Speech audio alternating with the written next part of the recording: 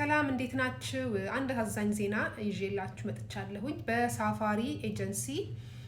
ፕሮሰስ ጀምራችሁ ያላችሁ ሰዎች ማለት ነው። ሳፋሪ ኤጀንሲ ቢሮአቸውን ዘጋግተው ሶሻል ሚዲያቸውንም ዘጋግተው ጠፍተዋል ማለት ነው እና የት እንዳሉም አይታወቅም እና ያው ኢንፎርሜሽን ካደረሱኝ ሰዎች ያው እነሱ ጋር የፕሮሰስ የጀመሩ ሰዎች ናቸው እና ያው ከደረሰኝ ኢንፎርሜሽን ደግሞ አንዱ ሌላው ምንድነው አይ ቲንክ ብዙዎቻችሁ ቼክ አላችሁ እና ቼኩ የሰጧችሁ ቀን ገና ነው በማለት ቼኩን ይዛችሁ የተቀመጣችሁ ሰዎች አላችሁ ማለት ነው እና ምንድነው አሁን እዚህ ጋር ማድረግ ያለባችሁ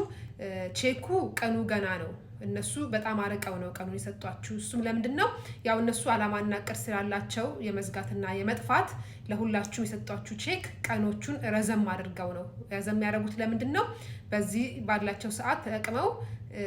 ያው እነሱ ለመጥፋት ስላሰቡ ነው እና እናንተ ደግሞ ያው ቀኑ አልደረሰም ስለዚህ ባንክ አንሄድም አንጠይቅም ብላችሁ ቼክ ይዛችሁ ቁጭ ላላችሁ ሰዎች ማለት ነው ባካችሁ ቀኑን አትጠብቁ አንድ ከተሰባስባችሁ ሄዳችሁ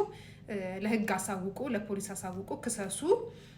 ከዛ ባሻገር ደግሞ ቀኑ ሳይደርስ ማለት ነው ቀኑን መጠበቅ የለባችሁም ጀስት ባንክ ቤት ሂዱ ባንክ ቤት ሄዳችሁ ያው ገንዘብ ምናልባት ካላወጡትና ስቲል ያው የተዘጋጁ ከሆነ ያሉት ምናልባት ብትደርሱበት እንኳን ማለት ነው ሄዳችሁ ባንኩን ጠይቁ እና ባንኩን ያው ቀኑ ባይደርስም ገንዘብ መኖሩን ቼክ አድርጉና ከዛ የራሳችሁን እንግዲህ በኃይልም ሆነ በጉልበትም ሆነ በመንግስትም በፖሊስም ሆነ በተያላችሁ አቅም ተከማችሁ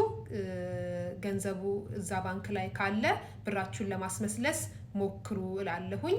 እንግዲህ ለተበላችሁ ልጆች የነገር ላጋጠማችሁ እጅግ በጣም አዝናለሁኝ እና ሁላችሁም ለአልደረሰ ላልሰማ ባካችሁ ሼር አድርጉት አሰሙት እና ያው ልጆቹ አትሊስት ቀኑ ሳያልፍ ጊዜው ሳይደርስ የባንኩ ቼክ ገንዘባቸውን ለማግኘት በዚህ እንተባበራቸው እላለሁኝ በተረፈ ደግሞ ያው ለሌሎቻችሁ ደግሞ እንደዚህ በኤጀንሲ በደላላ ወደ ውጭ እንወጣለን ብላችሁ ለምታስቡ ይሄ ሁላ ነገር ትምህርት ነው ለእናንተ ኢትዮጵያ ውስጥ ምንም ሚልክ ኤጀንሲ ደላላ ምንም የለም እና በራሳችሁ ብትሞክሩ በራሳችሁ ያሉ አንዳንድ ነገሮችን ብትሞክሩ የተሻለ ነው ብዬ ያው ለእናንተ ምክር እሰጣለሁኝ እና ገንዘባችሁን ሄዳችሁ ከፍላችሁ ሰጣችሁ አትበሉ እላለሁኝ በተረፈ ሁላችሁም በያላችሁበት ሰላም ዋሉልኝ ቻው ባይ ባይ